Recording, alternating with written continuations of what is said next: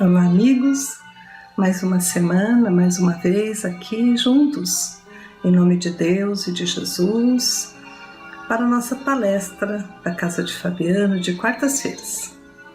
Agradecendo por tudo que somos, por tudo que já temos, por tanto que recebemos através dessas encarnações de conhecimento. Permita, Jesus, que a prática se faça de acordo com o seu Evangelho. Pedindo por todos aqueles que se encontram aflitos nesse momento, em suas dores, em suas doenças, em suas perdas. Ajuda, Jesus, a todos nós necessitados que somos desse planeta. Ampara cada um dos nossos irmãos e a nós mesmos, que tanto necessitamos de sua ajuda, de sua companhia sempre.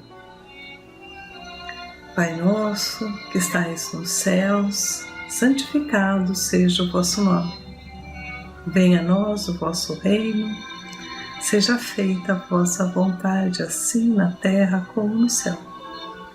O pão nosso de cada dia nos dai hoje, perdoai as nossas dívidas, assim como nós estamos perdoando aqueles a quem achamos serem os nossos devedores.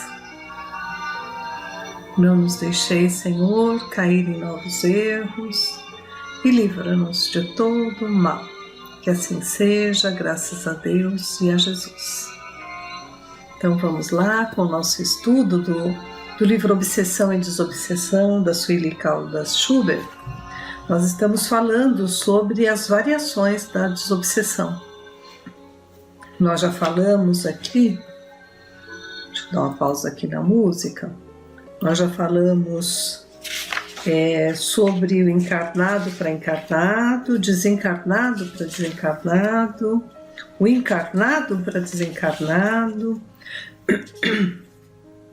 E hoje vamos falar do desencarnado para encarnado. As pessoas acham que esse é o mais comum, né? Que os espíritos que nos perseguem, mas nós também perseguimos, como nós vimos anteriormente, não é? Então, cuidar dos nossos pensamentos, né? Estar atento no que estamos fazendo, onde é que estamos influenciando as pessoas. Influenciar pode ser uma obsessão se isso se repete muito, né? Então vamos lá. É do capítulo 5 desse livro e nós vamos falar do desencarnado para encarnado. É a atuação maléfica de um espírito sobre o encarnado. O processo obsessivo entre os seres invisíveis e os que estão encarnados parece ser o de maior incidência, evidentemente por ser mais fácil ao desencarnado influenciar e dominar a mente daquele que está limitado pelo veículo somático. Agindo nas sombras, o obsessor tem a seu favor o fato de não ser visível e nem ser percebido ou pressentido pela sua vítima. Então veja que aqui eles falam que deve ser, parece no mínimo, ao nosso ver, né? Aqui é o da Sueli Caldas Schubert também, muitos espíritos falam, que é uma maior incidência porque os espíritos aproveitam que não são visíveis e ali ficam emitindo ondas de pensamento, vibrações, e se nós estivermos na mesma sintonia, nós vamos captando, né? E aí nós vamos ser presas fáceis para essa obsessão. Então, por isso que o orai e vigiai, né? Então, agindo nas sombras, ele tem o fato a seu favor de não ser visível e nem sempre ser percebido ou pressentido por sua vítima. Esta incauta, imprevidente, desconhecendo até a possibilidade da sintonia entre os seres do plano espiritual e o das esferas, da esfera terrestre, deixa-se induzir, sugestionar e dominar pelo perseguidor, que se encontra em seu passado que encontra em seu passado as tomadas mentais, quer dizer, precisa ter uma ligação, né? Nós vamos, qualquer estranho começa a conversar com a gente aqui no plano material, não, né? A gente precisa ter uma certa intimidade, conhecimento, né? Conheça aquela pessoa, já conheci sua família, tem que ter uma ligação. Então aqui que ele fala são as tomadas, né? Estas tomadas são os fatores predisponentes, como a presença de culpa, o remorso, né? Alguma coisa que nós fizemos para esse outro. Não é à toa que um espírito chega e vai nos obsediando. Tem que ter um motivo, né?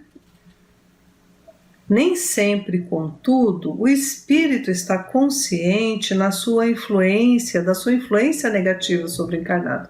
Às vezes, nós estamos na mesma sintonia que ele e nem tivemos tanta intimidade, nem somos tão amigos, mas eles conseguem, né, se estamos na mesma sintonia, transmitir aquela vibração, aquele pensamento, e assim a gente se torna presa fácil. Não raro, desconhecendo a sua situação, os desencarnados, né, pode, sem o saber, se aproximar de uma pessoa com a qual se afinize, né, se tenha sintonia, e assim prejudicá-la com as suas vibrações. Então também pode ser que ele não sabe ainda da sua situação de desencarnado. Outros fazem intencionalmente, a maioria, com o intuito de perseguir ou vingar-se, como veremos nos capítulos seguintes. Então, do desencarnado para encarnado, tem aquele que nos procura, porque nós magoamos eles um dia, nós deixamos situações ali sem ser resolvidas, e eles então querem nos procurar para se vingar, para que a gente sofra as mesmas coisas que eles sofreram, estão magoados, então eles querem que a gente também fique triste, né? Tem aqueles que se aproximam de nós pelos nossos pensamentos no mal, nos pensamentos de baixa sintonia, né? Então eles acabam percebendo que a gente está pensando que é igual a eles e acabam ficando conosco, e aí prejudica a gente também, né? Acaba sendo o processo obsessivo. Depois queremos sair daquele pensamento e ele não quer, e aí vira uma ideia fixa, ele fica potencializando para que a gente pense sempre a mesma coisa, né? Quando a gente tem ciúme de uma pessoa, a gente tem a prevenção de alguma pessoa, então a gente acha que ela tudo está fazendo para prejudicar a gente, e não é. Às vezes é a potencialização, né, desse espírito que está próximo de nós, e nós deixamos essa tomada, né, que fosse acionada. Como eles falaram aí, também tem a questão do espírito não saber. Então ele não sabe da sua situação de desencarnado, volta para casa, está se sentindo mal, está com alguma doença ali que ele teve no seu desencarne, se aproxima das pessoas, não sabe, né, porque as pessoas não falam com ele, não sabe por que as pessoas não atendem bem, e aí eles começam a querer mal aquela pessoa, né, fazendo várias coisas, a pessoa acaba se sentindo mal, às vezes até uma extensão do que ele sentia na doença, uma dor de cabeça forte, um mal-estar, porque são tomadas, né? Nós é que deixamos esses acontecimentos, essa aproximação, porque se a gente está sempre em prece, está sempre pedindo a Deus a ajuda necessária, mantendo os nossos pensamentos elevados, nós não vamos... eles não vão conseguir nos alcançar, né? Nós estamos ali, eles estão vendo, mas a sintonia não é a mesma, eles não alcançam a gente. Então veja como precisamos o tempo todo, né, nos dirigirmos a Deus e a Jesus, orar, ficar sempre atento, porque nós estamos mudando de humor de uma hora para outra. Não aconteceu nada para a gente mudar de humor? Será que é nosso? Né? Então já faz ali uma prece, já vai pedindo para que a gente possa mudar essa sintonia, né? Desligar essa tomada, desconectar. E do Livro dos Espíritos tem o capítulo 6 da vida espírita, e ele fala na questão 291. Além da semelhança geral de afinidade, há entre os espíritos afeições particulares? Sim, do mesmo modo em que entre todos os homens. Todavia, o laço que une os espíritos é mais forte na ausência do corpo, por não estarem mais expostos às necessidades, às vicissitudes das paixões. Na 292, da mesma forma que tem o afeto, né, tem os desafetos que são ligados também conosco. Tudo que é ligado ao sentimento, nós atraímos, né, pensamento, sentimento. Existe o ódio entre espíritos? Não existe ódio senão entre os espíritos impuros, e são eles que insuflam entre vós as inimizades e as dissensões. Lembra que eu falei? Às vezes a gente tem já um certo ciúme, um melindre com alguma pessoa e eles potencializam, né? Então, de repente, a gente se vê uma pessoa que era até nossa amiga, nós vamos nos distanciando, não sabemos nem por que nós fizemos isso, e vamos querendo mal a pessoa. Depois de passa um tempo, né, quando acaba esse processo obsessivo, a gente vê por que eu não perdi essa amizade, né? Por que eu fiz isso? Era toda essa carga de energia que a outra pessoa passava pra gente, aquele desencarnado, e nós estávamos absorvendo como fantoches, porque não nos precavemos, né? E a 293 fala assim: duas pessoas que foram inimigas sobre a terra conservarão ressentimento uma com a outra no mundo dos espíritos? Então, quando a gente desencarna, o que acontece, né? Nós vamos perder esse desafeto? O que vocês acham? Claro que não, né? Se nós vamos encontrar os nossos afetos, os nossos queridos, lá estarão também os nossos adversários que nós fizemos, né? Porque nós vamos ter que reconciliar com cada um deles, né? Está escrito no Evangelho, Jesus já trouxe essa palavra que é de Deus para a nossa vida, né? Então ele fala aqui, olha, duas pessoas que foram inimigas sobre a terra conservarão ressentimento uma com a outra no mundo dos espíritos? Não. Elas compreenderão que seu ódio foi estúpido e motivo pueril. Os espíritos imperfeitos conservam apenas uma espécie de animosidade, até que estejam purificados. Se foi um interesse material que os dividiu, eles não pensarão mais nisso, por pouco que sejam desmaterializados.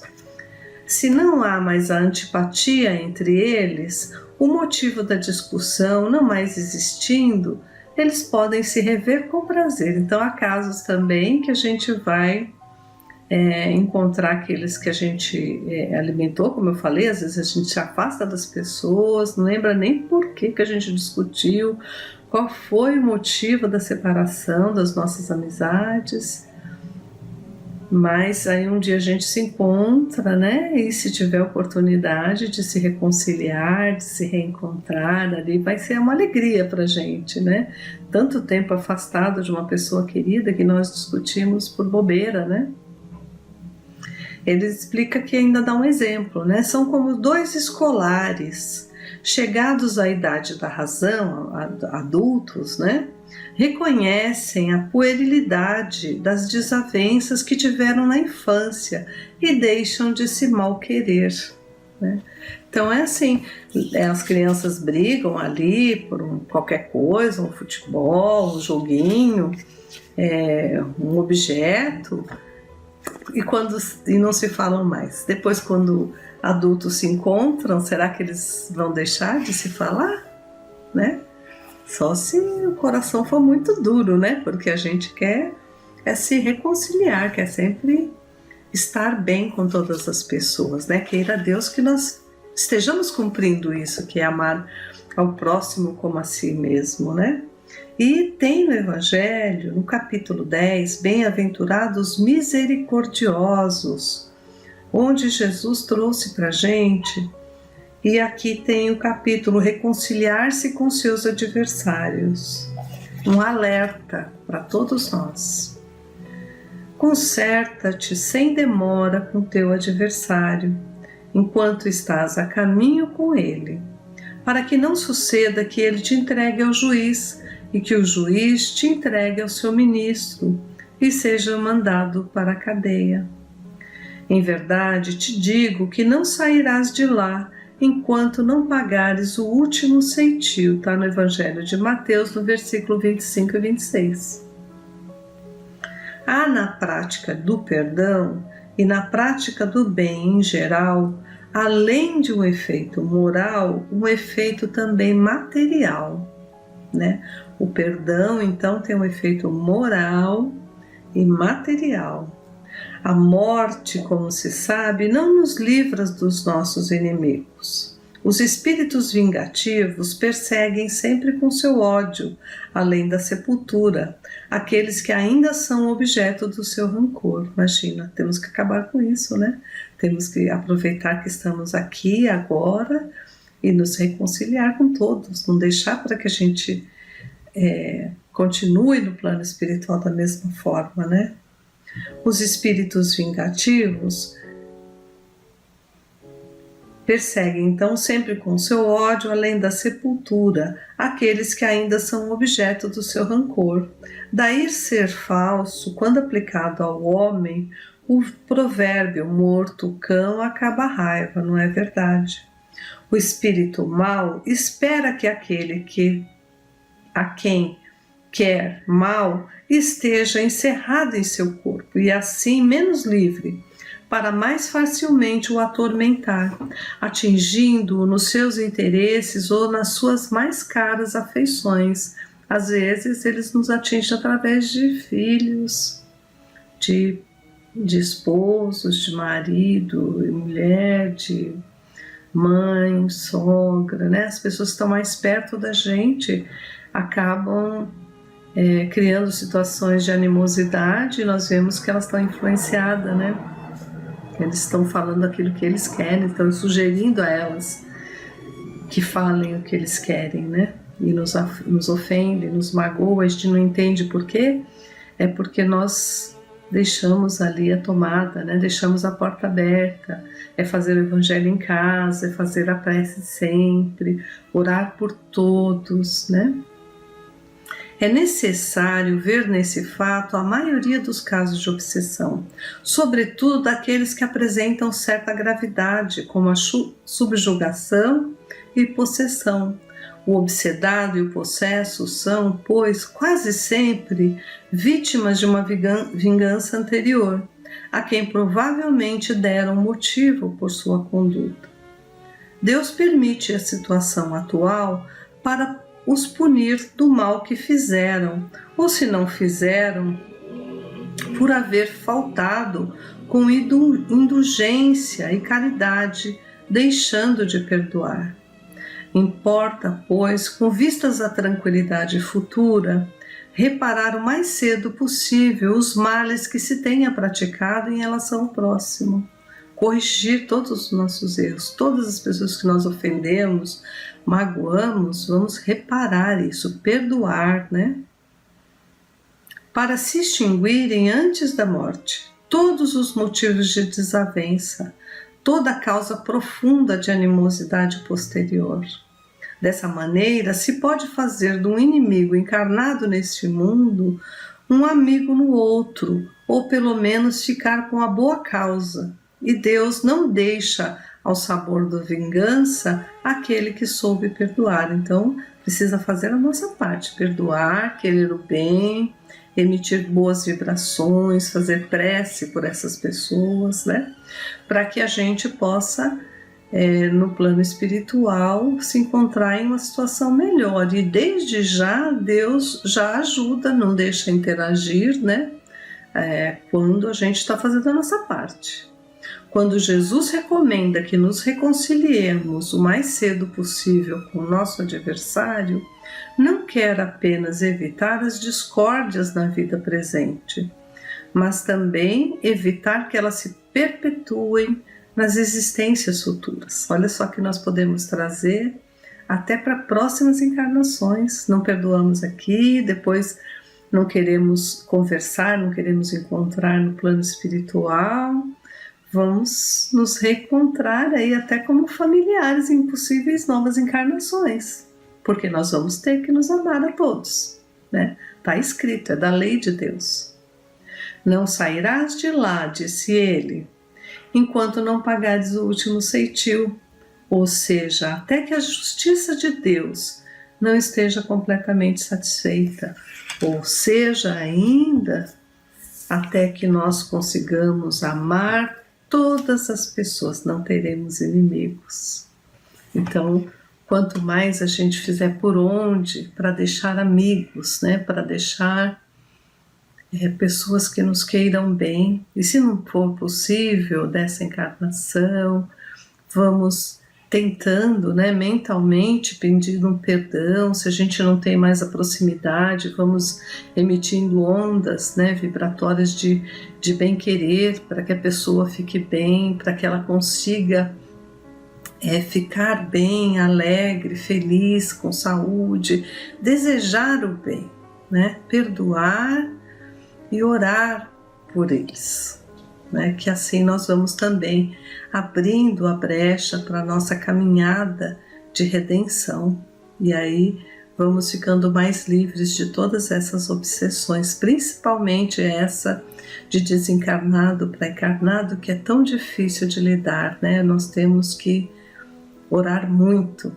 né? Fazer o bem sempre, nos reconciliarmos com todos, e com Deus e com Jesus, através do perdão, através da caridade, através da prece. Assim a gente vai ser mais livre, né? Conhecendo todos esses caminhos, vamos então fazer a nossa prece, encerrando essa semana.